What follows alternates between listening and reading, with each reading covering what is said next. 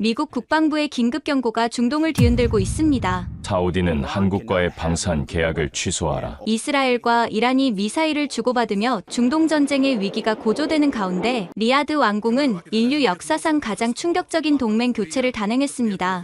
우리는 한국을 선택한다. 한국을 선택한 대가는 참혹했습니다. 70년 우방 미국이 등을 돌렸고 영국과 프랑스까지 적이 되었습니다. 그런데도 무함마드 빈 살만은 단 한 발자국도 물러서지 않았습니다. 도대체 왜 하필 한국이었을까요? 그 질문에 사우디가 내놓은 단 한마디에 전 세계가 경악했습니다. 당신들은 무기를 팔았지만 한국은 살아남는 방법을 설계했습니다. 바로 그 순간 미국의 중동 방산 70년 독점 체제가 산산조각 나기 시작했습니다. 석유 왕국이 급동에 쉬는 강국의 운명을 건 충격적인 이야기 지금 시작합니다. 저는 칼리드 알자라니입니다. 사우디 왕립 방공군 전략기획국장이죠. 30년간 왕국의 하늘을 지켜온 군인으로서 미국 시스템에 대한 절대적 신뢰를 갖고 있었습니다.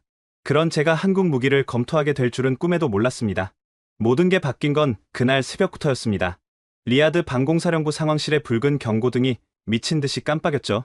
국장님, 예멘 국경에서 이상 신호가 포착됐습니다. 젊은 대위가 떨리는 목소리로 보고했습니다. 레이더 화면을 보니 수십 개의 붉은 점들이 북상하고 있었어요. 후티 반군의 드론 때였습니다. 패트리어트 시스템 가동하라. 저는 즉시 명령했습니다. 우리가 그토록 자랑스러워하던 미국산 최첨단 방공 시스템이었죠. 수백억 달러를 들여 구축한 철벽 방어망이었습니다. 하지만 뭔가 이상했어요. 드론들의 비행 패턴이 예전과 달랐습니다.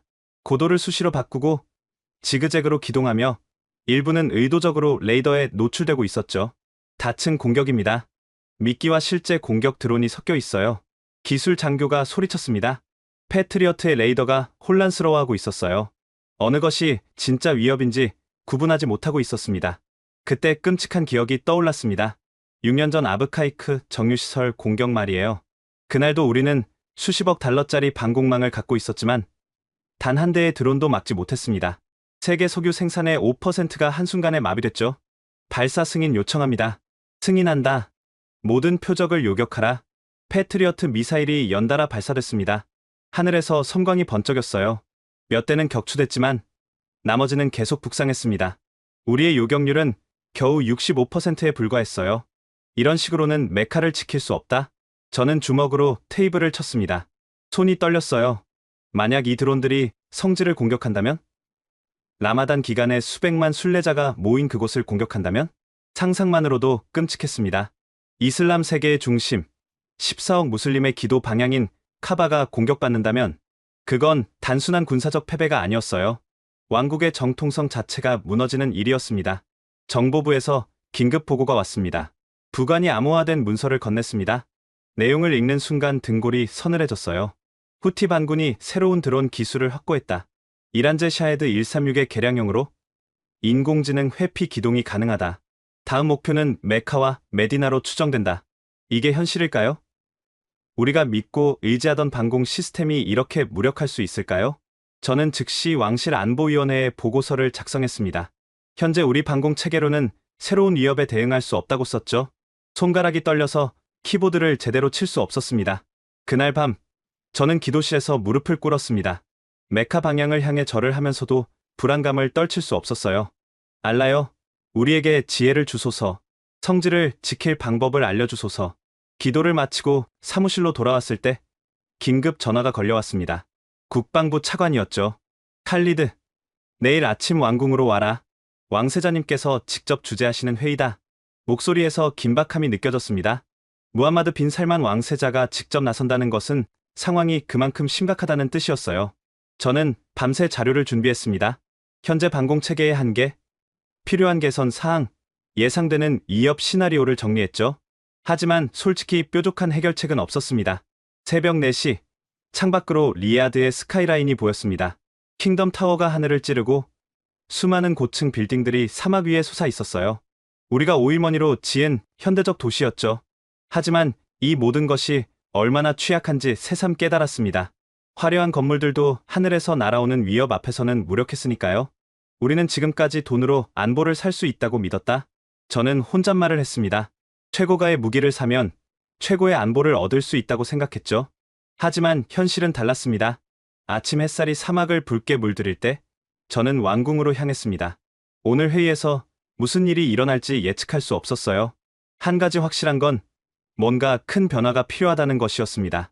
차 안에서 다시 한번 보고서를 훑어봤습니다. 현 요격률 65%, 다층 동시 공격 시 40%까지 하락 예상이라는 문구가 눈에 들어왔어요. 40%. 그것은 10발 중 6발이 뚫린다는 뜻이었습니다. 성지에 단 한 발이라도 떨어진다면 그 결과는 상상할 수 없을 정도로 참혹할 것입니다. 국장님, 도착했습니다. 운전사의 말에 정신을 차렸습니다. 왕궁의 거대한 문이 열리고 있었어요. 저는 심호흡을 하고 차에서 내렸습니다. 무엇이 우리를 기다리고 있을까요? 왕국의 운명을 바꿀 결정이 오늘 이곳에서 내려질지도 모릅니다. 왕궁 회의실에 들어서자 무거운 침묵이 감돌고 있었습니다. 무함마드 빈 살만 왕세자가 상석에 앉아 있었고 국방장관, 재무장관, 정보국장이 모두 모여 있었어요. 앉으시오. 칼리드 국장. 왕세자의 목소리는 평소보다 낮고 진지했습니다. 32살의 젊은 지도자지만 그의 눈빛은 날카로웠죠. 어젯밤 들어온 침투 보고를 받았소. 설명해 주시오. 저는 준비한 자료를 펼쳤습니다. 전하, 후티 반군의 공격 패턴이 완전히 진화했습니다. 기존의 단순 직선 비행이 아닌 인공지능 기반 회피 기동을 하고 있습니다. 우리 패트리어트 시스템의 예측 알고리즘을 무력화시키는 수준입니다. 재무장관이 끼어들었습니다. 그래도 65%는 막았다면서요? 나쁘지 않은 수치 아닙니까? 저는 고개를 저었습니다. 카카, 이건 단독 공격 시나리오입니다.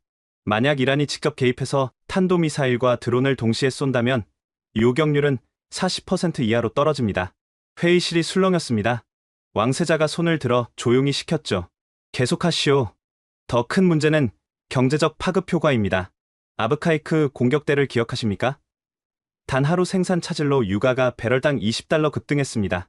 만약 이하드나 메카의 주요 시설이 공격받는다면 정보국장이 보충 설명을 했습니다. 골드만삭스 분석에 따르면 사우디 주요 시설 공격 시 유가는 즉시 150달러를 돌파할 것으로 예상됩니다. 세계 경제는 즉각적인 리세션에 빠질 겁니다. 150달러. 그 숫자가 회의실을 무겁게 짓눌렀습니다. 우리의 반공 실패가 전 세계를 경제 위기로 몰아넣을 수 있다는 뜻이었죠. 왕세자가 날카롭게 물었습니다. 그래서 해결책은 무엇이오? 국방장관이 대답했습니다. 미국의 사드 시스템 추가 배치를 요청했습니다. 최신형 패트리어트 팩3 MSE도 함께요. 언제 가능하오? 최소 24개월입니다, 전하. 왕세자의 얼굴이 굳어졌습니다. 24개월? 농담하는 거요? 미국도 대만 해협 위기와 우크라이나 전쟁으로 물량이 부족합니다. 우리보다 우선순위가 높다고. 왕세자가 주먹으로 테이블을 쳤습니다. 우선순위? 우리가 그들에게 매년 수백억 달러의 무기를 사는데? 재무장관이 정확한 수치를 불렀습니다. 작년에만 780억 달러어치를 구매했습니다. 전하, 780억 달러를 쓰고도 2년을 기다리라고? 회의실에 무거운 침묵이 흘렀습니다. 저는 조심스럽게 입을 열었어요. 프랑스와 영국도 접촉해봤습니다. 샘프티와 스카이 사브레 시스템인데 역시 18개월에서 20개월이 필요하다고 합니다. 왕세자가 비웃음을 터뜨렸습니다. 우리의 석유는 오늘 당장 뽑아가면서 우리의 안전은 2년 후에 챙기겠다는 거군. 그때 국방부 차관인 파이살 왕자가 조용히 말했습니다. 전하, 한 가지 대안이 있습니다만 모든 시선이 그에게 쏠렸습니다. 파이살은 왕실 내에서도 진보적이고 실용적인 인물로 알려져 있었죠. 말해보시오. 한국의 천궁 시스템입니다. 순간 회의실이 얼어붙었습니다. 정보국장이 즉각 반발했어요. 한국, 미사일 방어 경험도 없는 나라 아닙니까? 폴란드가 작년에 도입했습니다. 성능이 기대 이상이라고 들었습니다. 종교부 대표가 격하게 반대했습니다. 말도 안 됩니다. 카피르의 무기로 성지를 지킨다고요? 두 성지의 수호자이신 국왕 폐하께서 어떻게 생각하시겠습니까? 하지만 파이살은 침착했습니다. 3개월이면 배치 가능하답니다. 3개월 대 24개월. 선택은 명확하지 않습니까? 왕세자가 관심을 보였습니다. 3개월? 확실한가? 한국 방산청에서 비공식 확인을 받았습니다. 이미 양산 체제가 갖춰져 있고 폴란드 수출로 실전 검증도 끝났다고 합니다. 저는 속으로 놀랐습니다. 파이살이 이미 한국과 접촉했다니. 그는 생각보다 훨씬 앞서 움직이고 있었어요. 재무장관이 물었습니다. 가격은? 미국 시스템의 70% 수준입니다. 또 한 번 술렁임이 일었습니다. 더 싸면서 더 빨리 받을 수 있다니. 하지만 반대도 만만치 않았습니다. 검증되지 않은 시스템입니다. 미국이 가만히 있지 않을 겁니다. 이슬람 국가의 자존심은 어디에 두고? 격론이 벌어졌습니다. 저는 가만히 듣고만 있었어요. 솔직히 저도 혼란스러웠습니다. 30년간 미국 시스템만 다뤄온 제게 한국 무기는 너무 생소했으니까요. 왕세자가 손을 들어 토론을 중단시켰습니다. 칼리드 국장, 전문가로서 의견을 말해보시오. 모든 시선이 제게 쏠렸습니다. 저는 신중하게 말을 골랐어요. 전하, 저는 평생 미국 시스템을 신뢰해왔습니다. 하지만 지금은 평시가 아닙니다. 24개월은 너무 깁니다. 그 사이 무슨 일이 일어날지. 그래서 최소한 검토는 해볼 가치가 있다고 생각합니다. 보수파들이 저를 배신자 보듯 쳐다봤습니다. 하지만 저는 군인입니다. 자존심보다 국가 안보가 우선이었어요. 왕세자가 결정을 내렸습니다. 파이살, 한국 측 자료를 가져오시오. 일주일 안에 검토하고 결정하겠소. 알겠습니다, 전하. 회의가 끝나고 저는 파이살을 따로 불렀습니다. 정말 3개월이면 가능합니까? 그가 미소를 지었습니다. 칼리드, 세상이 바뀌고 있습니다. 우리도 바뀌어야 해요. 내일 오후에 한국 자료를 보내드리겠습니다. 왕궁을 나오면서 하늘을 올려다봤습니다. 맑고 푸른 사우디의 하늘. 이 평화로운 하늘이 언제까지 지속될까요? 150달러라는 숫자가 계속 머릿속을 맴돌았습니다. 우리의 실패가 전 세계를 위기로 몰아넣을 수 있다는 무거운 책임감이 어깨를 짓눌렀어요.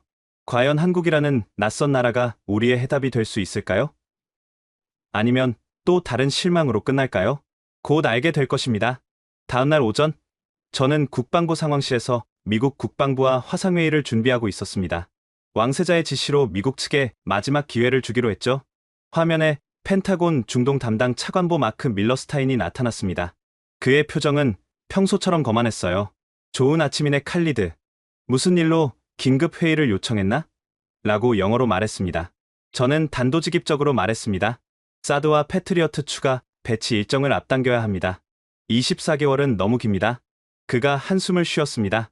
칼리드, 이미 설명했잖아. 우크라이나와 대만이 우선이야. 생산 라인도 풀가동 중이고 라고 영어로 대답했습니다. 우리가 작년에 780억 달러를 썼습니다. 그건 F-35와 에이브람스 탱크 계약이잖아. 방공 시스템은 별개 문제야. 라고 영어로 말했습니다. 저는 화가 치밀어 올랐지만 참았습니다. 마크, 우리 석유 시설이 공격받으면 어떻게 되는지 알죠? 유가 150달러는 미국 경제도 직격탄입니다. 그래서 우리가 이지스함을 홍해에 배치했잖아. 라고 영어로 답했습니다. 그것만으론 부족합니다. 육상 방공망이 시급해요. 그가 서류를 뒤적이더니 말했습니다. 좋아. 특별히 배려해서 18개월로 단축해주지. 라고 영어로 제안했습니다. 18개월. 조금 나아졌지만 여전히 너무 길었습니다. 더 빠른 방법은 없습니까? 있지. 중고 패트리어트를 미퍼비시에서 보내면 10개월이야. 성능은 70% 정도지만. 라고 영어로 말했습니다. 중고품을 보내겠다는 말에 자존심이 상했습니다. 우리가 구걸하는 것도 아니고 정가를 다 내는데 말이죠. 새 장비로 10개월은 불가능합니까? 마크가 짜증스럽게 말했습니다. 칼리드, 현실을 봐. 너희만 위협받는 게 아니야. 폴란드는 러시아와 국경을 맞대고 있고 일본은 북한 미사일에 노출돼 있어. 다들 줄 서 있다고. 라고 영어로 답했습니다. 그때 뒤에서 누군가 속삭이는 소리가 들렸습니다. 마크가 잠시 음소거를 했다가 다시 돌아왔어요. 하나 제안하지. 너희가 우크라이나에 무기 지원을 하면 우리도 우선순위를 조정할 수 있어. 라고 영어로 제안했습니다. 무슨 말입니까? 사우디가 보유한 구형 패트리어트 미사일 1000발을 우크라이나에 보내? 그럼 신형으로 12개월 안에 보충해줄게. 라고 영어로 설명했습니다. 순간 말문이 막혔습니다. 우리 재고를 빼서 남의 전쟁에 보내라니요? 그럼 그 12개월 동안 우리는 뭘로 방어합니까? 이지스함이 있잖아. 충분해. 라고 영어로 답했습니다. 충분하다고? 해상 요격만으론 한계가 명확한데. 저는 주먹을 꽉 쥐었습니다. 검토해보겠습니다. 오케이. 하지만 빨리 결정해. 이 제안도 언제까지 유효할지 모르거든. 라고 영어로 마무리했습니다. 화상회의가 끝나고 저는 의자에 털썩 주저앉았습니다. 30년 우방이 이런 식으로 나온다니? 우리의 안보를 볼모로 거래를 하려 하다니요. 곧바로 프랑스 타알레스사와 연락을 취했습니다. 에마뉘엘 듀부아 중동 담당 이사가 응답했어요. 봉주르, 칼리드, 우리 샘프티 시스템에 관심이 있다고? 라고 프랑스어 억양의 영어로 말했습니다. 네, 긴급 도입이 필요합니다. 트레비앙, 우리 시스템은 유럽의 정수입니다. 나토 표준이죠. 라고 자랑스럽게 말했습니다. 납기가 관건입니다. 언제 가능합니까? 그가 계산기를 두드리는 소리가 들렸습니다. 응. 표준 절차대로라면 20개월입니다. 너무 깁니다. 단축할 방법은? 있죠. 프랑스 육군 물량을 돌리면 14개월. 물론 프리미엄이 붙겠지만 라고 제안했습니다. 또 프리미엄입니다. 위기 상황을 이용해 가격을 올리려는 속셈이 뻔했어요. 얼마나 추가됩니까? 30% 정도? 긴급 처리 비용이니 이해해 주시길 라고 답했습니다. 30% 할증에 14개월. 이것도 만족스럽지 않았습니다. 더 빠른 방법은 없습니까? 에마뉘엘이 목소리를 낮췄습니다. 칼리드, 솔직히 말하지. 카타르가 먼저 계약했어. 그들 물량이 끝나야 너희 차례야. 비즈니스는 선착순 아니겠어? 라고 설명했습니다. 카타르, 우리의 이웃이자 경쟁국. 그들이 먼저 손을 썼다니. 영국은 어떻습니까? 스카이 사브레는 비슷해. BAE 시스템즈도 백로그가 18개월치 쌓여 있다더군. 라고 답했습니다. 막막했습니다. 모두가 우리의 급한 사정을 알고 있었고 그걸 이용하려 했어요. 저는 마지막으로 물었습니다. 혹시 다른 대안을 아십니까? 에마니엘이 잠시 망설이다 말했습니다. 이스라엘이 아이언돔을 수출한다던데. 아, 너희는 이스라엘하고 사이가 안 좋지. 그 외에는? 터키. 아니다. 그들도 너희랑 지역 라이벌이지. 응. 아, 한국이 뭔가 만든다고 들었는데? 라고 언급했습니다. 한국이요? 왜? 천궁인가 뭔가. 폴란드가 샀다더군. 나토 회의에서 폴란드 애들이 자랑하길래. 라고 설명했습니다. 프랑스 사람 입에서도 한국이 나왔습니다. 성능은 어떻습니까? 몰라. 우리 시스템이 최고니까 관심 없어. 하지만 폴란드가 추가 주문했다니 나쁘진 않겠지? 라고 답했습니다. 통화를 끝내고 저는 깊은 한숨을 쉬었습니다. 미국도, 프랑스도, 영국도 모두 우리를 우선순위에서 뒤로 밀었어요. 그들에게 우리는 그저 돈 많은 호구였을까요?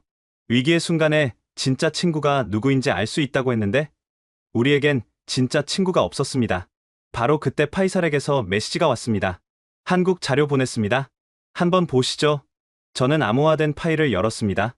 그리고 첫 페이지를 보는 순간 눈이 커졌어요. 3개월 내 전력화 보장, 중동 환경 최적화 완료, 실전 검증 완료. 정말일까요? 아니면 또 다른 빈 약속일까요? 하지만 이미 서방 동맹국들에게 충분히 실망했습니다. 이제는 새로운 가능성을 진지하게 검토해야 할 때인지도 모릅니다. 적어도 그들은 우리를 호구로 보지는 않겠죠. 한국 자료를 검토하던 중 파이살 왕자가 제 사무실을 찾아왔습니다. 그의 표정은 심각했어요. 칼리드, 우리 둘만의 대화로 남겨주길 바라네. 저는 고개를 끄덕이고 문을 잠갔습니다. 그가 조심스럽게 말을 꺼냈어요. 어제 왕세자님과 단독 면담을 했네. 한국 옵션에 대해 진지하게 고려하고 계셔. 하지만 반대가 만만치 않을 텐데요. 그래서 자네 의견이 중요해. 30년간 방공 체계를 다뤄온 전문가 아닌가. 저는 모니터에 띄운 한국 자료를 가리켰습니다. 솔직히 인상적입니다. 스펙상으로는 패트리어트와 동등하거나 일부는 더 나은 수준이에요. 그런데? 하지만 실전 경험이 부족합니다. 폴란드 배치가 전부잖습니까? 파이살이 태블릿을 꺼내 무언가를 보여줬습니다. 이건 폴란드 국방부 내부 평가 보고서야. 작년 벨라루스 국경에서 있었던 일이네. 화면에는 폴란드어로 된 문서가 있었고 영어 번역이 함께 있었습니다. 내용을 읽으면서 점점 놀랐어요. 러시아제 오를란십 드론 편대를 100% 요격? 그것도 전자전 교란 상황에서 말이야. 미국 시스템은 교란에 취약한데 한국 것은 다중 주파수 백업이 있다더군. 흥미로운 내용이었습니다. 하지만 여전히 망설여졌어요. 그래도 우리가 아시아 국가 무기를 쓴다는 게. 파이살이 날카롭게 말했습니다. 칼리드, 1973년을 기억하나? 욤키푸르 전쟁 때 이스라엘이 우리를 어떻게 이겼지? 미국제 무기의 우위였죠. 아니야. 그들은 프랑스제 미라주도 썼고 영국제 센츄리온 탱크도 썼어. 심지어 체코제 무기까지. 그들은 살아남기 위해 출처를 가리지 않았네.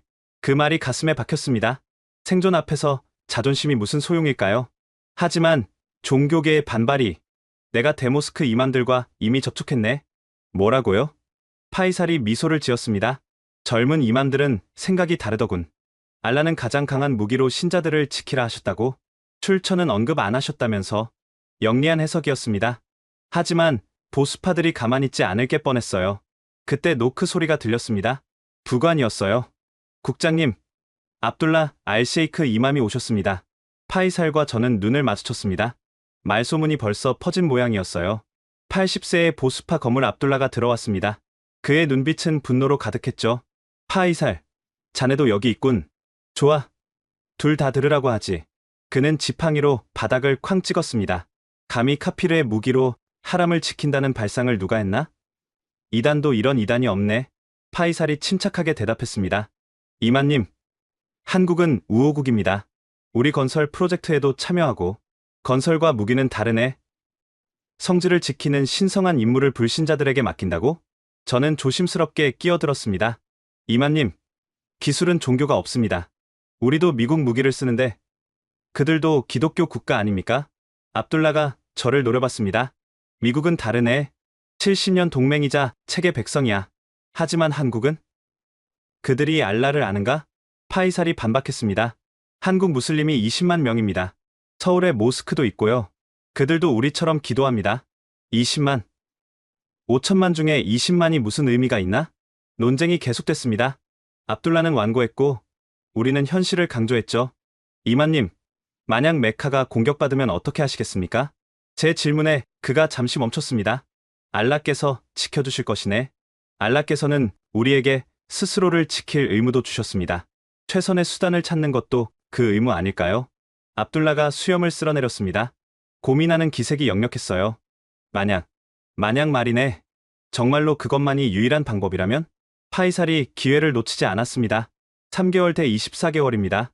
이만님, 21개월 동안 메카가 위험에 노출되는 것과 출처가 다른 방패를 쓰는 것 중 어느 게 더 큰 죄일까요? 압둘라가 한참 침묵하다가 말했습니다. 내일 종교위원회를 소집하겠네. 하지만 약속은 못하네. 반대가 극심할 것이야. 그가 떠난 뒤 파이살이 안도의 한숨을 쉬었습니다. 첫 관문은 통과했네. 하지만 이제 시작일 뿐입니다. 그때 전화가 울렸습니다. 왕세자 비서실이었어요. 내일 오전 10시 국가안보회의가 열립니다. 한국 옵션이 공식 안건입니다. 드디어 물이 위로 올라왔습니다. 이제 숨길 수 없는 논쟁이 시작될 거예요. 저는 파이살에게 물었습니다. 한국 측과 실제로 접촉해 보셨습니까? 내 조카가 한국 한화에어로스페이스 중동 지사장과 아는 사이야? 비공식적으로 타진해봤지. 뭐라던가요? 자신들도 사우디 시장에 관심이 많대. 준비는 끝났다고. 가격은? 패트리어트의 70%. 협상 여지도 있고 숫자로만 보면 매력적이었습니다. 하지만 숫자가 전부는 아니었죠. 기술 이전은 가능할까요? 그것도 열려있대. 공동 생산까지 검토 가능하다고. 공동 생산. 그것은 단순 구매를 넘어서는 제안이었습니다. 파이살이 진지하게 말했습니다. 칼리드, 이건 무기 구매 이상의 의미가 있네. 새로운 파트너십의 시작일 수 있어. 하지만 미국이 가만히 있지 않을 겁니다. 그래서 더 빨리 움직여야 해. 기회의 창은 오래 열려 있지 않아. 그날 밤, 저는 다시 한국 자료를 꼼꼼히 검토했습니다. 기술 사양, 운용 개념, 훈련 프로그램까지. 과연 이들이 우리의 하늘을 지킬 수 있을까? 모든 것이 불확실했지만 한 가지는 분명했습니다. 우리에게 시간이 없다는 것, 그리고 기존의 방식으로는 더 이상 안 된다는 것. 내일 회의에서 무슨 일이 벌어질지 예측할 수 없었습니다. 하지만 변화의 바람은 이미 불기 시작했어요. 금기는 깨지기 위해 존재하는 법이니까요. 국가안보회의 전날 밤, 저는 거의 뜬 눈으로 지새웠습니다. 책상 위에는 각국 방공 시스템 비교 분석표가 펼쳐져 있었죠. 새벽 3시, 마침내 폴란드 국방부 고위 관계자로부터 암호화된 이메일이 도착했습니다. 칼리드, 요청하신 천궁 실전 데이터를 보낸다. 이건 나토 기밀이니 조심해서 다뤄주길. 떨리는 손으로 파일을 열었습니다. 첫 페이지부터 충격적인 숫자들이 눈에 들어왔어요. 올해 3분기 벨라루스 국경 방공 작전 결과 총 47회 드론 침투 시도 천궁 요격률 97.8%, 패트리어트 요격률 82.3%, 복합 운용 시 요격률 99.2%, 97.8%라니. 게다가 더 놀라운 건 다음 내용이었습니다. 전자전 교란 상황에서도 성능 저하 없음. 다중 주파수 호핑 기술로 러시아 전자전 장비 크라스화사 무력화. 저는 즉시 기술 분석에 들어갔습니다. 한국 시스템의 핵심은 AESA 레이더였어요. 미국의 ANMPQ-65보다 작지만 더 강력했죠. 탐지 거리 150km, 패트리어트 대비 20km 증가, 동시 추적 표적 40개, 패트리어트 30개, 동시 교전 능력 8개, 패트리어트 6개. 하지만 정말 인상적인 건 가격이었습니다. 단위 비용 이전 8억 달러, 패트리어트 4억 달러 운용, 유지비 연간 1200만 달러, 패트리어트 2000만 달러. 더 좋으면서 더 싸다? 어떻게 가능한 일일까요? 새벽 5시, 파이살로부터 전화가 왔습니다. 칼리드, 안작군. 나도 마찬가지야. 한국 측에서 추가 자료를 보냈네. 무슨 자료입니까? 사우디 환경 적응 시험 결과야. 작년에 비밀리에 진행했대. 또 한 번 놀랐습니다. 그들이 벌써 우리 환경을 연구했다고? 파일을 받아 열어보니 정말 철저한 분석이었습니다.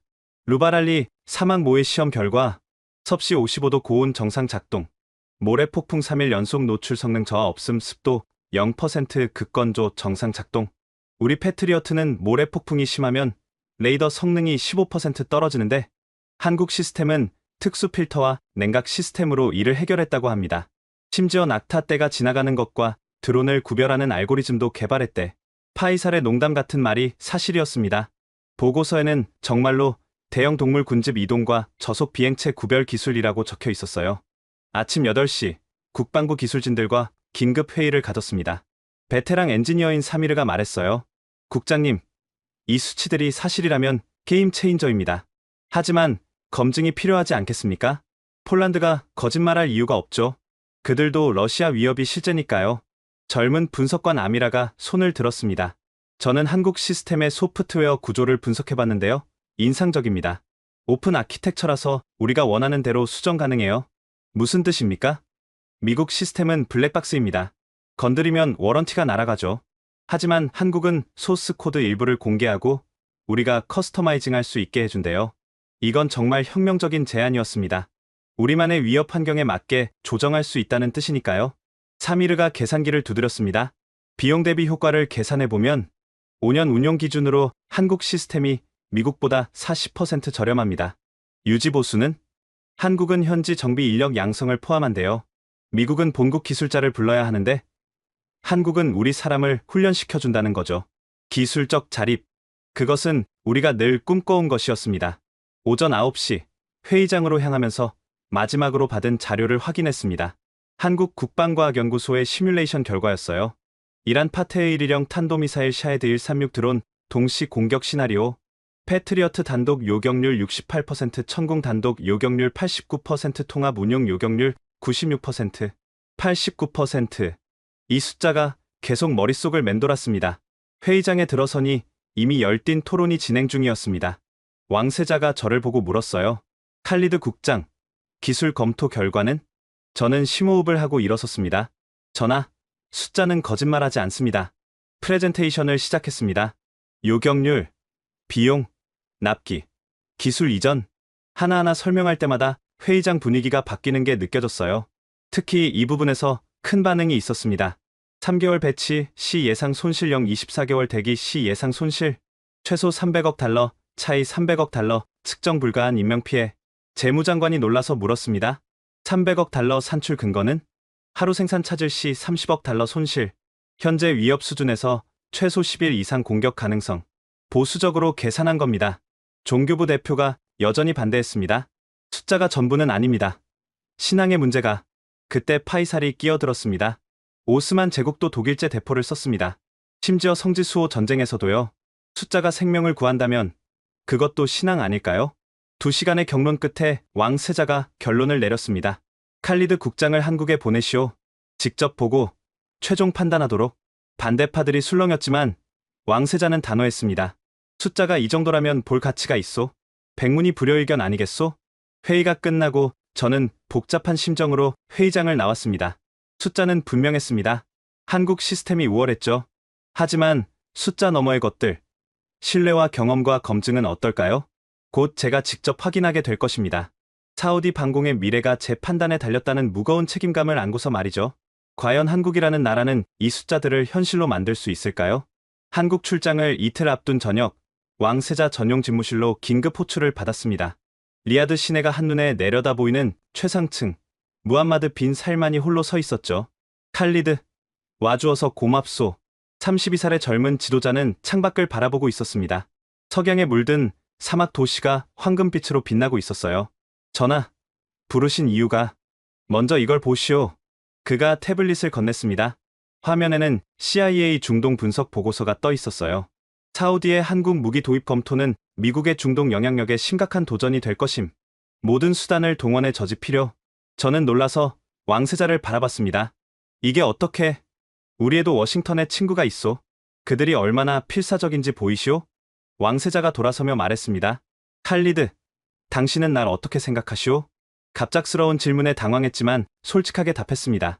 개혁적이고 과감한 지도자라고 생각합니다. 전하, 그럼 내가 왜 여성 운전을 허용했다고 생각하시오? 시대적 요구였고, 아니요. 그가 단호하게 말했습니다. 생존을 위해서였소. 21세기에 여성의 절반을 경제에서 배제하고 어떻게 살아남겠소?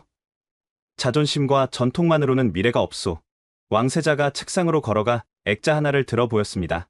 그의 할아버지, 건국 군주 압두라지즈 왕의 사진이었죠. 할아버지는 영국제 총으로 왕국을 통일했소. 당시 보수파들은 크리스천의 무기를 쓴다고 반대했지만 할아버지는 개의치 않았소. 하지만 지금도 마찬가지요. 다만 영국이 한국으로 바뀌었을 뿐. 왕세자가 지도를 펼쳤습니다. 중동 전체가 한눈에 보였어요. 이란을 보시오. 제재에도 불구하고 미사일과 드론을 대량 생산하고 있소. 예멘, 시리아, 레바논, 이라크. 그들의 프록시가 우릴 포위하고 있지 않소? 그의 손가락이 지도 위를 움직였습니다. 북쪽엔 터키, 동쪽엔 이란, 남쪽엔 후티. 우리는 포위됐소. 그런데 우리의 방패는? 2년을 기다리라는 미국뿐. 전하, 비전 2030을 아시오? 물론 알고 있었습니다. 석유 의존 경제에서 벗어나 다각화하려는 야심찬 계획이었죠. 400개의 신도시, 네옴시티, 홍해 관광 프로젝트, 수조 달러가 투입되고 있소. 그런데 하늘이 뚫려 있으면 누가 투자하겠소? 왕세자의 논리는 명확했습니다. 경제 개혁을 위해선 안보가 필수라는 것. 칼리드, 내가 한국에 주목하는 이유를 아시오? 기술력 때문이 아닙니까? 그것도 있지만 그들의 역사요. 의외의 대답이었습니다. 한국은 70년 전만 해도 우리보다 가난했소. 전쟁으로 폐허가 됐고 자원도 없었지. 하지만 지금은 세계 10위권 경제 대국이죠. 정확하오. 그들은 아무것도 없는 상태에서 시작했소. 우리처럼 석유라는 행운도 없었지. 그런데 성공했소. 왕세자가 열정적으로 말을 이어갔습니다. 삼성, 현대, LG, 이제는 방산까지. 그들의 비결이 뭔지 아시오? 실용주의요. 자존심보다 실리, 명분보다 실제. 그게 그들을 여기까지 오게 했소. 그가 서류 뭉치를 가리켰습니다. 한국 정부가 보낸 제안서요. 단순 무기 판매가 아니라 기술 이전, 공동개발, 현지 생산까지 제시했소. 미국은 절대 그런 제안을 하지 않죠. 그렇소. 70년 동맹이라면서 우릴 여전히 고객으로만 보고 있소. 하지만 한국은 우릴 파트너로 보고 있소. 왕세자가 창가로 다시 걸어갔습니다. 압둘라 이맘이 뭐라고 했소? 카피르의 무기는 안 된다고. 그 노인네는 아이폰은 잘만 쓰면서. 왕세자의 조롱에 저도 모르게 웃음이 나왔습니다. 칼리드, 난 이슬람을 사랑하오. 하지만 21세기 이슬람이어야 하오. 낙타 시대의 이슬람이 아니라. 그가 진지하게 제 눈을 바라봤습니다. 선지자 무함마드도 최고의 무기를 구하셨소. 당시 최첨단이던 예멘제 칼을 쓰셨지. 출처를 따지지 않으셨소. 종교적 정당성까지 제시하는 그의 논리는 탄탄했습니다. 전하, 하지만 미국의 보복이 뭘 하겠소? 우리가 그들의 석유 공급을 끊으면 하루 만에 뉴욕 증시가 폭락할 텐데. 왕세자의 자신감은 대단했습니다. 하지만 저는 여전히 우려됐어요. 중국이나 러시아가 접근할 수도. 이미 접근했소. 중국은 DF-21 미사일을 제안했고 러시아는 S-400을 팔려고 하오. 하지만 난 거절했소. 왜 그러셨습니까? 그들과 손잡는 건 미국과 완전히 결별하는 것이오. 난 균형을 원하오. 한국은 미국 동맹이면서도 독자적이지 않소. 확실히 한국은 절묘한 위치에 있었습니다. 미국과 동맹이지만 독자적 무기 체계를 갖춘 나라.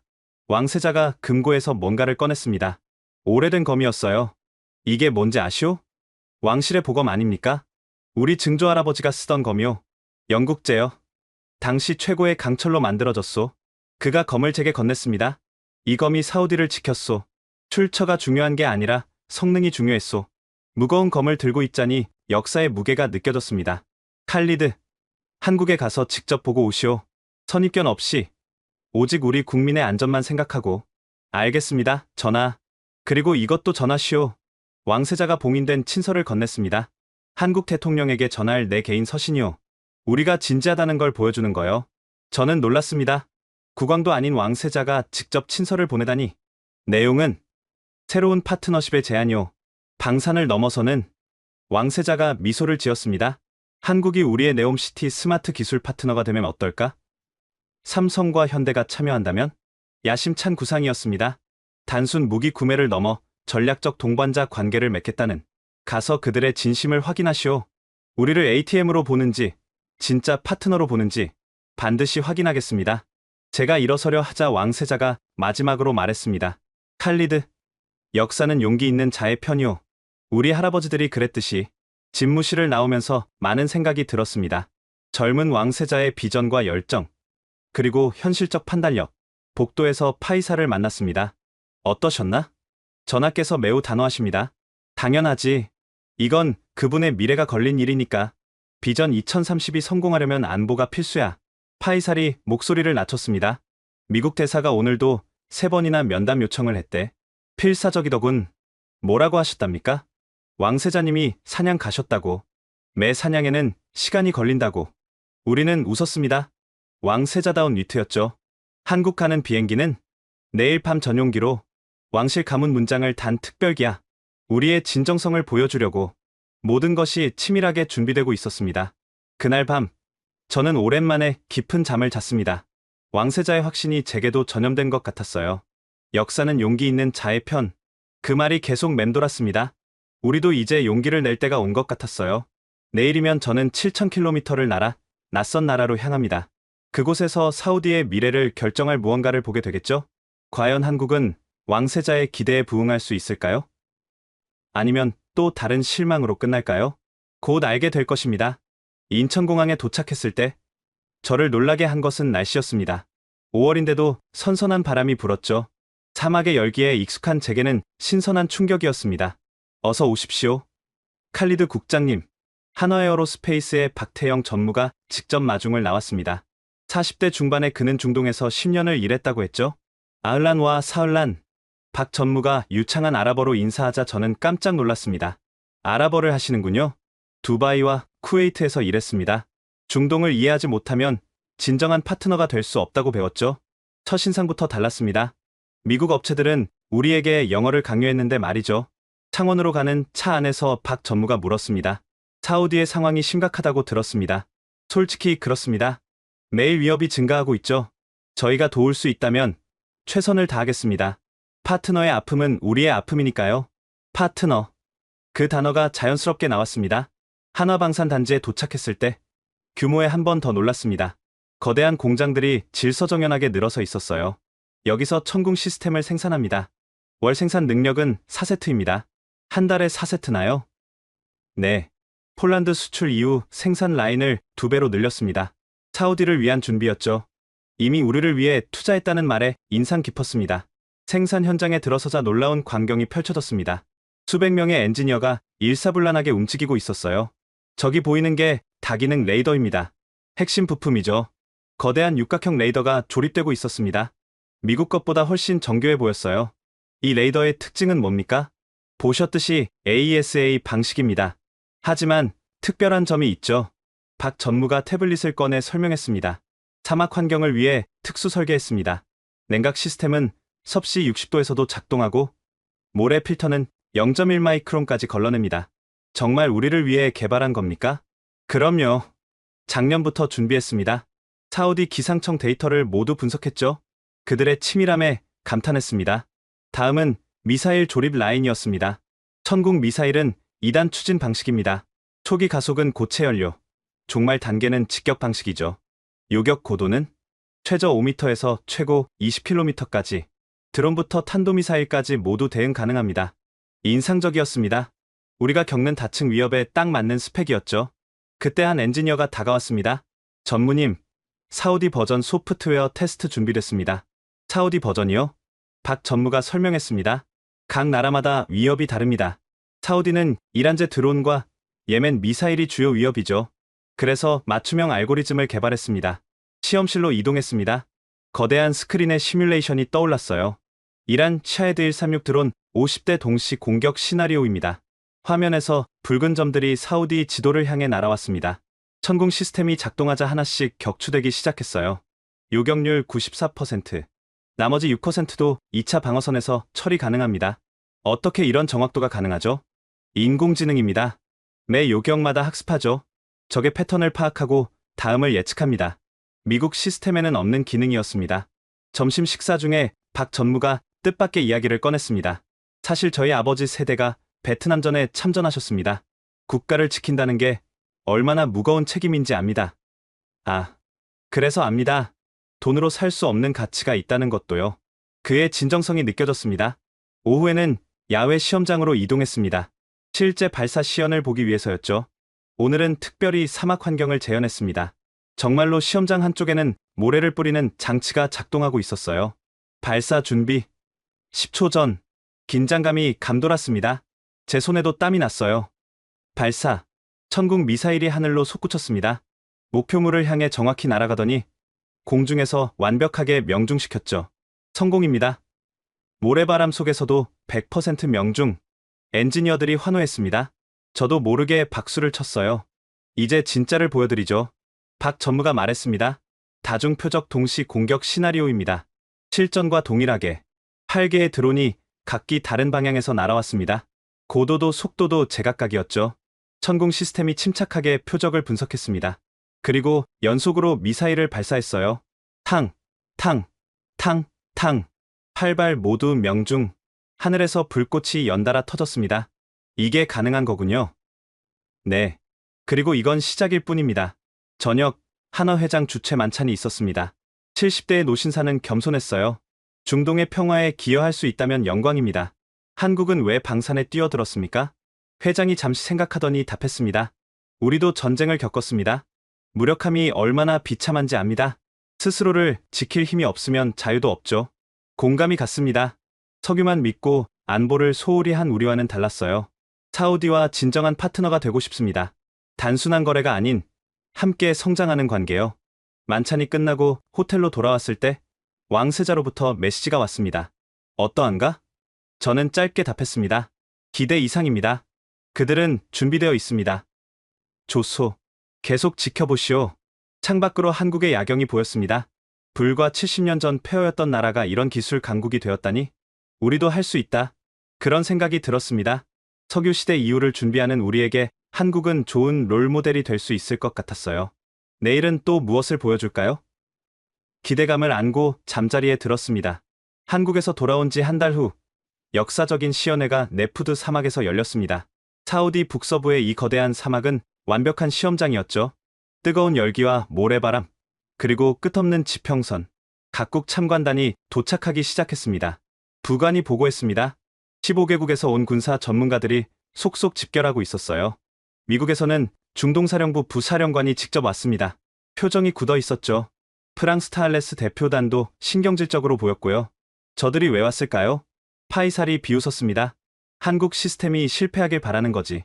그래야 자기들 물건을 팔 테니까. 반대로 중동 국가들의 표정은 기대감으로 가득했습니다. UAE, 쿠웨이트, 카타르, 오만. 모두가 우리의 선택을 주시하고 있었죠. 박태영 전무가 다가왔습니다. 준비 완료했습니다. 오늘 보여드릴 것은 3가지입니다. 3가지요. 첫째, 극한 환경에서의 작동. 둘째, 다층 복합 공격 대응. 셋째, 그리고 깜짝 선물이 있습니다. 깜짝 선물이라니? 궁금했지만 그는 미소만 지을 뿐이었어요. 오전 10시, 시연이 시작됐습니다. 기온은 벌써 섭씨 48도를 넘어서고 있었죠. 먼저 환경 테스트입니다. 인공 모래 폭풍 발생 장치가 작동했습니다. 시야가 10m도 안 될 정도로 모래가 날렸어요. 이런 환경에서도 작동합니까? 터키 무관이 의심스럽게 물었습니다. 지켜보십시오. 천궁 레이더가 회전하기 시작했습니다. 모래 폭풍 속에서도 선명한 신호를 잡아내고 있었어요. 표적 발견. 거리 89km, 고도 3000m. 모니터에 선명하게 표적이 나타났습니다. 모래 폭풍이 레이더에 전혀 영향을 주지 않았어요. 발사. 미사일이 모래구름을 뚫고 솟구쳤습니다. 그리고 정확히 표적을 명중시켰죠. 믿을 수 없군. 독일 관계자가 중얼거렸습니다. 다음은 온도 테스트였습니다. 장비 주변에 히터를 설치해 온도를 섭씨 60도까지 올렸어요. 전자장비가 견딜 수 있을까요? 일본 방위성 관계자가 걱정스럽게 물었습니다. 하지만 천궁은 아무 문제 없이 작동했습니다. 오히려 자체 냉각 시스템이 얼마나 효율적인지 보여줬죠. 이제 메인 이벤트입니다. 박 전무가 신호를 보냈습니다. 실제 중동 위협 시나리오를 재현했습니다. 이란제 샤헤드 드론, 예멘 후티의 개조 스커드, 그리고 정체불명의 순항미사일까지 참관단이 술렁였습니다. 이런 복합 시나리오는 처음이었거든요. 시작. 먼저 낮게 날아오는 드론 12대가 나타났습니다. 지그재그로 기동하며 레이더를 교란하려 했죠. 천궁이 침착하게 분석을 시작했습니다. 그리고 효율적으로 요격 순서를 정했어요. 팍, 팍, 팍. 연속으로 미사일이 발사됐습니다. 12대 모두 격추. 하나도 빠짐없이. 잠깐, 저게 뭡니까? 누군가 소리쳤습니다. 하늘 높이서 탄도미사일이 낙하하고 있었어요. 동시 공격입니다. 드론을 막느라 정신없는 사이 탄도미사일이 날아온 거죠. 실전에서 자주 쓰는 전술이었습니다. 하지만 천궁은 당황하지 않았습니다. 다른 발사대가 즉시 대응했어요. 수직으로 치솟은 요격 미사일이 하늘에서 탄도미사일과 만났습니다. 거대한 폭발음과 함께 성공적으로 요격, 동시에 두 가지 위협을 처리하다니 미군 장성이 놀라움을 감추지 못했습니다. 마지막으로 초저고도 순항미사일 4발이 동시에 날아왔습니다. 지상 50m 높이로 사막 지형을 따라 날아오는 것들이었죠. 저걸 잡을 수 있을까? 프랑스 기술자가 회의적으로 말했습니다. 천궁의 AESA 레이더가 미세하게 각도를 조정했습니다. 그리고 낮게 날아오는 표적들을 하나씩 포착했어요. 타타타탕. 4발 모두 명중. 사막의 연속으로 폭발이 일어났습니다. 순간 침묵이 흘렀습니다. 모두가 믿기 힘든 광경을 목격한 거죠. 100% 요격. 카타르 국방차관이 감탄했습니다. 그때 박 전무가 마이크를 잡았습니다. 이제 마지막 시연입니다. 실전에서는 예상치 못한 일이 일어나죠. 무슨 말인지 이해하기도 전에 갑자기 천궁 시스템이 이동하기 시작했습니다. 이동 중 교전 능력을 보여드리겠습니다. 트럭에 실린 천궁이 시속 60km로 달리면서도 레이더는 계속 작동했어요. 그 상태에서 날아오는 표적을 추적했죠. 이동 중 발사. 달리는 차량에서 미사일이 발사됐습니다. 그리고 정확히 명중. 이건 게임 체인저입니다. UAE 공군 사령관이 흥분해서 말했습니다. 시연이 끝나고 질의응답 시간이 됐습니다. 쿠웨이트 대표가 물었습니다. 유지보수는 얼마나 복잡합니까? 80%는 현지에서 가능합니다. 부품도 모듈식이라 교체가 쉽죠. 오만 대표의 질문. 운영 인원은? 패트리어트의 절반입니다. 자동화 덕분이죠. 이집트 대표도 관심을 보였습니다. 나일강 삼각주처럼 습한 환경에서도 작동합니까? 물론입니다. 전천후 시스템이니까요. 미국 장성이 까다로운 질문을 던졌습니다. 전자전 공격에는 얼마나 강합니까? 박 전무가 자신있게 답했습니다. 주파수 호핑과 다중 백업으로 대응합니다. 폴란드에서 러시아 전자전을 이겨냈죠. 프랑스 대표가 비아냥거렸습니다. 가격 대비 성능이라 싼 게 비지떡 아닙니까? 그럼 비싼 게 다 좋습니까? 성능으로 말하게 해주십시오. 박 전무의 당당한 태도에 프랑스 대표는 입을 다물었습니다. 시연회가 끝나고 각국 대표들이 몰려들었습니다. 우리도 도입을 검토하고 싶습니다. 가격 협상이 가능합니까? 기술 이전도 되나요? 한국 부스는 순식간에 북새통이 됐습니다. 반면 미국과 프랑스 부스는 한산했죠. 저녁 왕세자에게 보고했습니다. 완벽한 성공이었습니다. 전하. 그래. 나도 영상으로 봤소. 미국 놈들 표정이 가관이더군. 이제 결정만 남았습니다. 왕세자가 잠시 침묵했다가 말했습니다. 내일 발표하시오. 사우디는 한국을 선택한다고. 역사적인 결정이었습니다. 파이살이 제게 속삭였습니다. 오늘로 중동 방산 시장의 판도가 바뀌었네. 더 이상 서방의 동무대가 아니야. 맞는 말이었습니다. 작은 나라 한국이 거대한 균열을 만들어낸 거죠. 밤하늘을 올려다봤습니다. 사막의 별들이 유난히 밝았어요. 내일이면 전 세계가 놀랄 것입니다.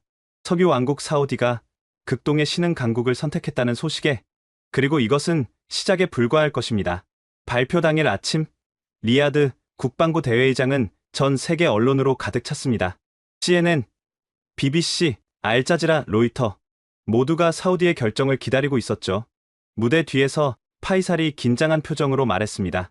미국 대사가 새벽 4시에 또 전화했대요. 마지막 설득을 시도한 모양입니다. 뭐라고 하던가요? 24개월을 12개월로 단축하겠다고. 그리고 가격도 20% 할인하겠다네요. 이제 와서 양보하다니. 하지만 이미 늦었습니다. 오전 10시 정각 제가 연단에 올랐습니다. 수백 개의 카메라가 일제히 저를 향했죠. 신사숙녀 여러분, 오늘 사우디아라비아 왕국은 역사적인 결정을 발표합니다. 회장이 숨을 죽였습니다. 철저한 검토와 실증을 거쳐 우리는 한국의 천궁 시스템을 차세대 방공 체계로 선정했습니다. 순간 폭발적인 반응이 일어났습니다. 기자들이 일제히 손을 들었죠. 첫 도입 규모는 12개 포대, 48억 달러입니다. 3개월 내 첫 포대가 배치됩니다. 미국 기자가 즉각 질문했습니다. 70년 동맹인 미국 대신 한국을 선택한 이유는? 우리는 동맹을 바꾸는 게 아닙니다. 최선의 기술을 선택하는 것뿐이죠. 생존에는 감상이 없습니다. 프랑스 기자의 날카로운 질문. 검증되지 않은 아시아 기술을 신뢰할 수 있습니까? 어제 시연회를 보셨습니까? 100% 요격률이 검증되지 않았다고요? 오히려 묻겠습니다. 유럽 시스템이 그런 성과를 낸 적이 있습니까? BBC 특파원이 물었습니다. 미국의 보복이 두렵지 않습니까? 우리는 주권국가입니다. 우리 하늘을 지킬 권리가 있죠. 진정한 친구라면 우리의 선택을 존중할 겁니다. 알자지라 기자가 종교적 측면을 물었습니다. 일부에서는 비이슬람 국가 무기로 성지를 지키는 것에 반대하는데요. 제가 준비한 답변을 했습니다. 선지자 무함마드께서는 지혜를 구하라. 그것이 중국에 있더라도라고 하셨습니다. 한국이 중국보다 가깝지 않습니까? 종교적 정당성까지 제시하자 반대파들도 할 말을 잃었습니다. 추가 발표가 있습니다. 회장이 다시 조용해졌습니다. 사우디와 한국은 단순한 무기 거래를 넘어 포괄적 방산 파트너십을 체결합니다. 현지 생산, 기술 이전, 공동 개발까지 포함됩니다. 이건 폭탄 선언이었습니다. 단순 구매가 아닌 기술 동맹이라니? 5년 내 사우디에서 천궁 시스템을 생산하게 됩니다. 우리는 더 이상 수입국이 아닌 생산국이 될 것입니다. 기자회견이 끝나고 곧바로 국제 반응이 쏟아졌습니다. 백악관은 즉각 성명을 발표했습니다. 실망스러운 결정이다. 동맹의 가치를 다시 생각해보길 바란다. 하지만 왕세자는 트위터에 이렇게 답했죠. 진정한 동맹은 독점이 아닌 선택의 자유를 존중하는 것이다. 반면 한국 대통령은 직접 전화를 걸어왔습니다. 역사적인 결정에 감사드립니다. 한국은 사우디의 신뢰에 반드시 보답하겠습니다. 오후가 되자 도미노 현상이 시작됐습니다. UAE 국방장관이 긴급 성명을 발표했습니다. 우리도 한국 시스템 도입을 적극 검토하겠다. 쿠웨이트도 즉각 반응했습니다. 사우디의 현명한 선택을 주목한다. 우리도 옵션을 열어두겠다. 심지어 이집트까지 관심을 표명했죠. 미국 방산업체들의 주가는 폭락했습니다. 로키드 마틴은 8%, 레이시오는 10%나 떨어졌어요. 반대로 한국 방산주는 상한가를 기록했죠. 그날 저녁 미국 국방장관이 직접 전화를 걸어왔습니다. 칼리드, 재고해주길 바란다. 아직 늦지 않았다. 무엇을 재고하란 말입니까, 장관님? 우리가 6개월로 단축할 수 있다. 가격도 30% 할인하겠다. 라고 영어로 제안했습니다. 이미 결정된 일입니다. 한국 기술을 믿을 수 있나? 실전 경험도 없는데? 라고 영어로 물었습니다. 폴란드가 증명했고 우리가 확인했습니다. 그것으로 충분합니다. 장관의 목소리가 차가워졌습니다. 이 결정을 후회하게 될 거다. 라고 영어로 경고했습니다. 그건 우리가 판단할 일입니다. 전화를 끊고 나니 속이 후련했습니다.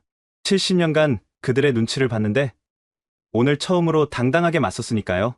다음날 왕궁에서 한국 대표단과 공식 계약식이 있었습니다. 무함마드 빈 살만 왕세자가 직접 참석했죠. 오늘은 단순한 무기 계약이 아닙니다. 새로운 미래를 여는 날입니다. 한화 회장이 답했습니다. 사우디의 신뢰에 영혼을 담아 보답하겠습니다.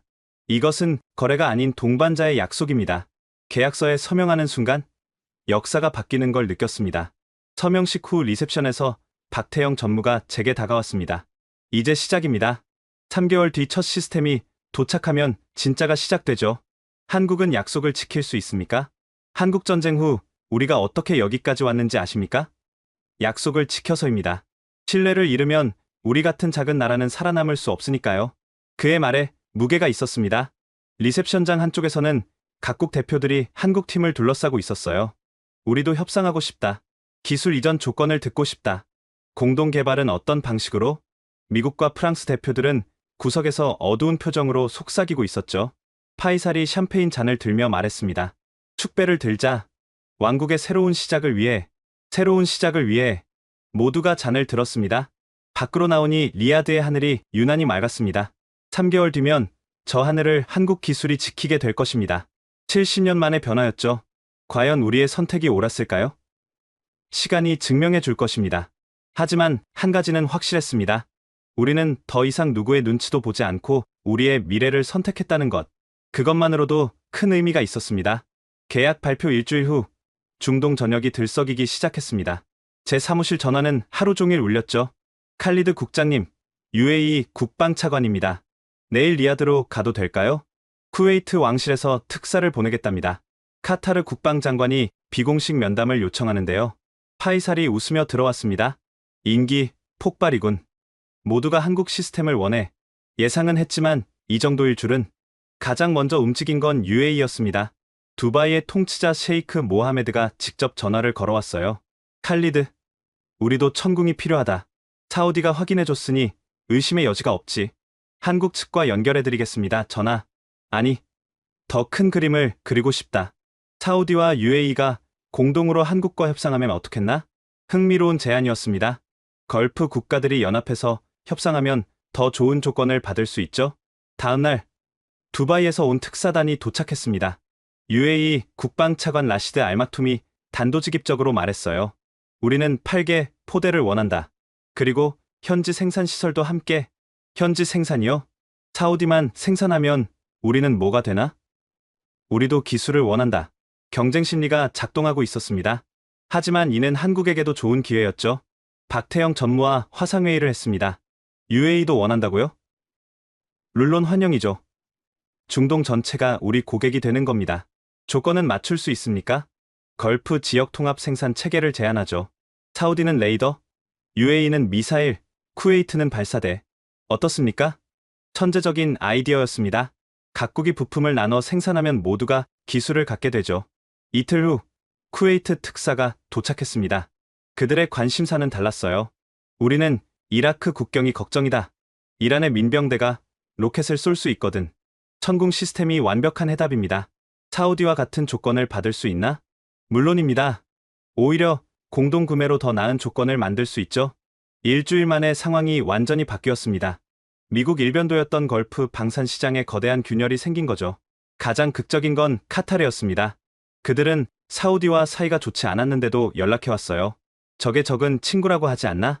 카타르 국방장관이 비밀 회동에서 말했습니다. 우리도 후티의 위협을 받고 있다. 사우디와 같은 고민이지. 한국 시스템 도입을 검토하시는 겁니까? 이미 결정했다. 6개 포대를 주문하겠다. 조건은 사우디와 동일하게. 놀라운 일이었습니다. 지역 갈등을 넘어 공동의 위협에 함께 대응하겠다는 거니까요. 미국의 반응은 즉각적이었습니다. 국무부 중동 담당 차관보가 긴급 순방에 나섰죠. 여러분이 미국을 떠나면 안보 공백이 생긴다. 라고 영어로 호소했습니다. 그가 리야드에서 열린 GCC 국방장관 회의에서 호소했습니다. 하지만 오만 국방장관이 반박했습니다. 공백. 2년을 기다리라는 게 공백 아닌가? 우리 패트리어트 시스템은 40년의 실전 경험이 있다. 라고 영어로 주장했습니다.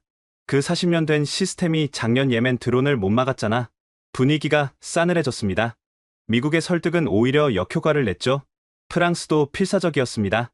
마크롱 대통령이 직접 나섰어요. 유럽과 중동의 전통적 유대를 생각해달라. 라고 프랑스어 억양의 영어로 말했습니다. 하지만 UAE 통치자가 일침을 놨습니다. 전통. 위기의 순간에 18개월을 기다리라는 게 전통인가? 한국 정부도 발빠르게 움직였습니다. 외교부 장관이 중동 순방에 나섰고 방산 수출 금융 지원을 대폭 확대했죠. 2주 후 역사적인 발표가 있었습니다. GCC 6개국 공동 구매 협정 체결. 사우디, UAE, 쿠웨이트, 카타르, 오만, 바레인이 함께 한국 천궁 시스템을 도입하기로 한 것입니다. 총 규모는 300억 달러. 한국 방산 역사상 최대 규모였죠. 더 중요한 건 기술 협력이었습니다. 걸프 통합, 방산 생산 체계 구축. 각국이 부품을 나눠 생산하고 기술을 공유하며 공동 연구개발까지 하는 야심찬 계획이었어요. 박태영 전무가 감격해하며 전화를 걸어왔습니다. 칼리드 국장님 덕분입니다. 사우디가 문을 열어줬어요. 우리도 한국 덕분에 새로운 미래를 보게 됐습니다. 이제 정말 시작이네요. 함께 만들어가죠. 계약 서명식은 리야드에서 성대하게 열렸습니다. 6개국 국방장관이 모두 참석했죠. 무함마드 빈 살만 왕세자가 기조연설을 했습니다. 오늘 우리는 방산 독립을 선언한다. 더 이상 구매자가 아닌 생산자가 될 것이다.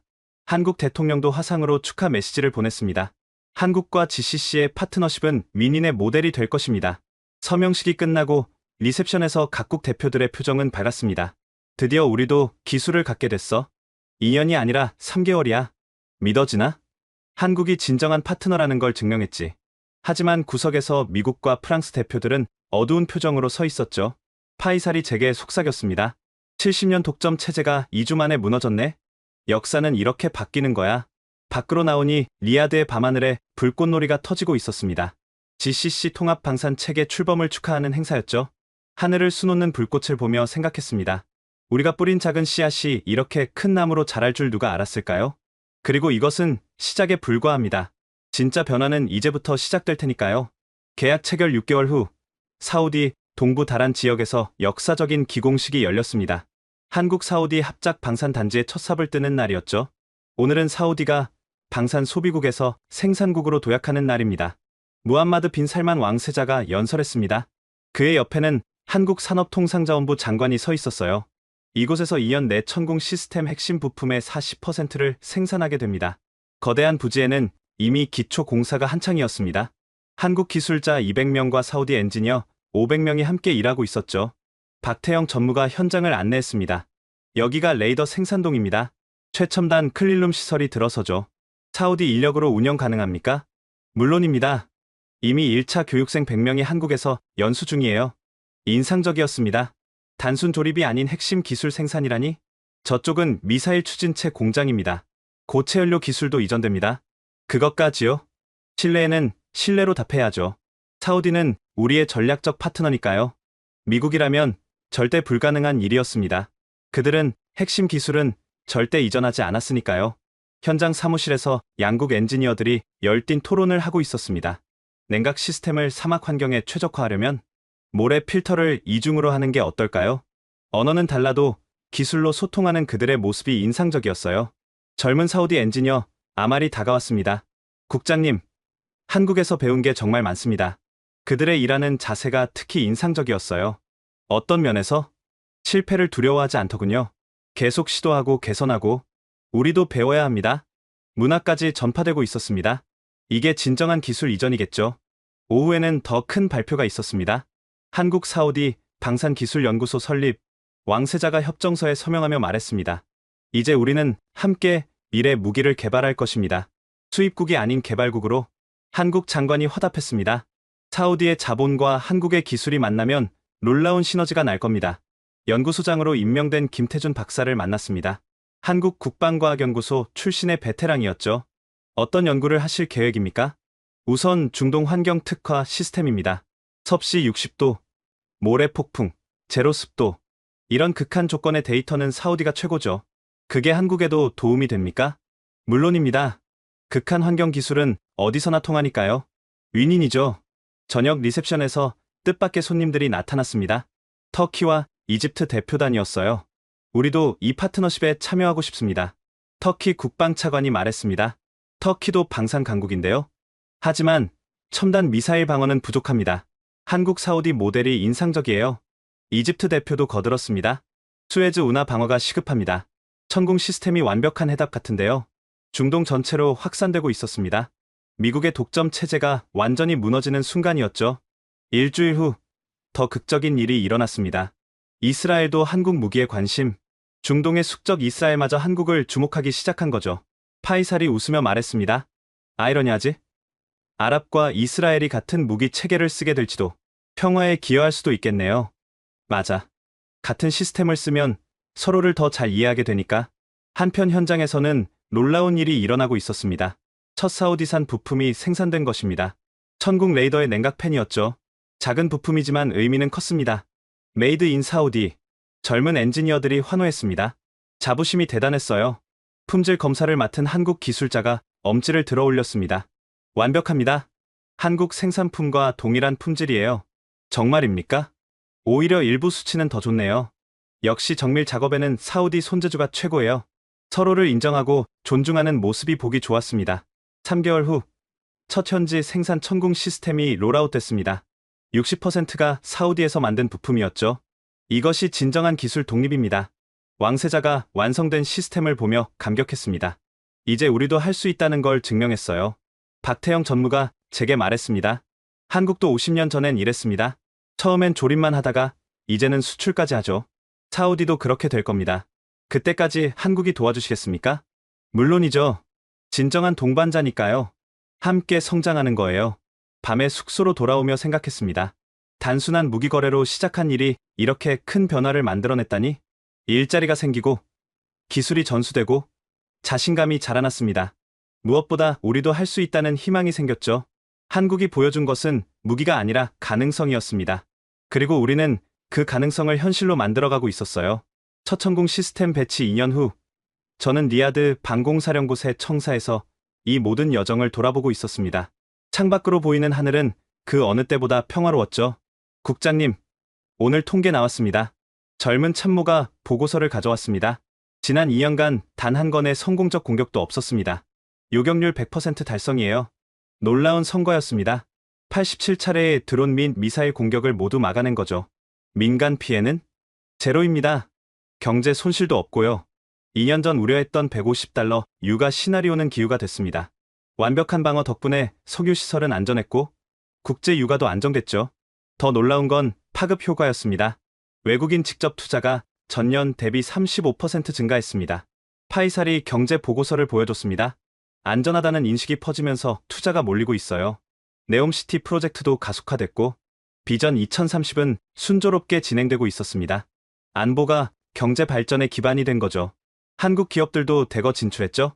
삼성, 현대, LG, SK 다들 중동 거점을 사우디로 옮겼어요. 우리가 그들의 기술을 신뢰했으니 그들도 우리를 신뢰하는 거죠. 방산 협력이 전체 경제 협력으로 확대된 것입니다. 국제 정세도 크게 바뀌었습니다. 미국은 결국 현실을 받아들였죠. 이제 미국도 한국을 인정합니다. 외교부 차관이 브리핑했습니다. 펜타곤에서 한국 천궁 시스템 도입을 검토한다는데요. 미국이요? 아이러니하죠. 자기들이 그렇게 반대하더니 이제는 성능을 인정한 거예요.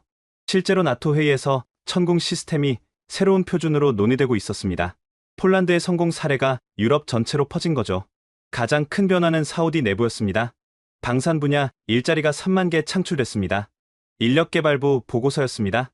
엔지니어 12,000명, 기술자 13,000명, 연구원 5,000명, 모두 고급 일자리죠.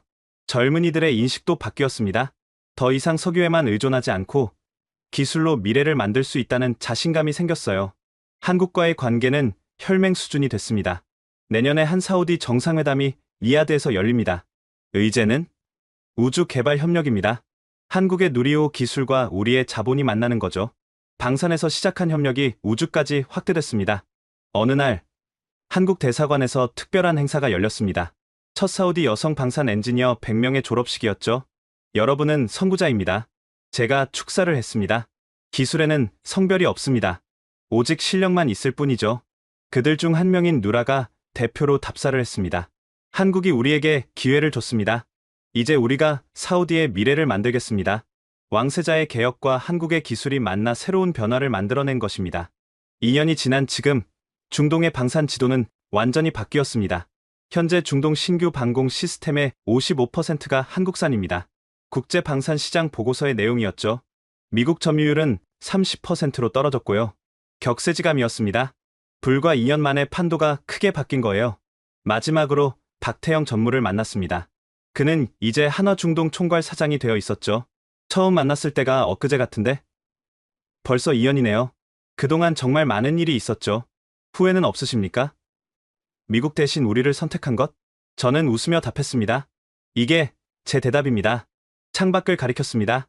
평화로운 리야드의 스카이라인이 보였죠. 2년간 단 한 발의 미사일도 떨어지지 않았습니다. 이보다 더 확실한 답이 있을까요? 박 사장이 고개를 끄덕였습니다. 한국도 사우디에 감사하고 있습니다. 우리를 믿고 기회를 줬으니까요. 이제 진짜 동반자가 된 거죠. 네. 함께 가는 겁니다. 끝까지 이 모든 여정을 돌아보면서 많은 생각이 들었습니다. 우리는 자존심을 버리고 실용을 택했습니다. 전통 대신 미래를 선택했죠. 그리고 그 선택은 옳았습니다. 한국은 우리에게 무기를 판 게 아니라 희망을 줬습니다. 기술을 전수한 게 아니라 자신감을 심어줬죠. 이제 사우디의 하늘은 안전합니다. 그리고 우리의 미래는 밝습니다. 석유의 시대가 저물어도 우리는 준비되어 있으니까요. 기술과 혁신으로 새로운 시대를 열어갈 테니까요. 그 시작점에 한국이 있었다는 걸 우리는 영원히 기억할 것입니다. 마지막으로 이 말을 남기고 싶습니다. 때로는 작은 선택이 역사를 바꾼다. 우리의 선택이 그랬다. 지금까지 석유 왕국 사우디아라비아가 70년 우방을 버리고 극동의 신흥 강국을 선택한 이야기 어떠셨나요? 자존심과 전통에 갇혀있던 왕국이 생존을 위해 실용을 택하자 놀라운 변화가 시작됐습니다. 단순한 무기 구매가 아닌 진정한 기술 동맹으로 발전했죠. 한국은 사우디에게 가능성을 보여줬고 사우디는 한국에게 기회를 제공했습니다. 서로를 신뢰하고 존중하며 함께 성장하는 모습. 이것이 진정한 파트너십 아닐까요? 오늘날 우리나라 방산 기술이 세계 곳곳에서 생명을 지키고 평화를 수호하고 있다는 사실, 정말 자랑스럽지 않으신가요? 이 놀라운 K방산의 성공 스토리를 더 많은 분들과 나누고 싶으시다면 영상 공유 부탁드립니다. 세계가 인정한 한국의 기술력을 널리 알려주세요. 구독과 좋아요는 더 많은 숨겨진 이야기를 전해드리는 힘이 됩니다. 지금까지 원더풀 해외 사연이었습니다. 감사합니다.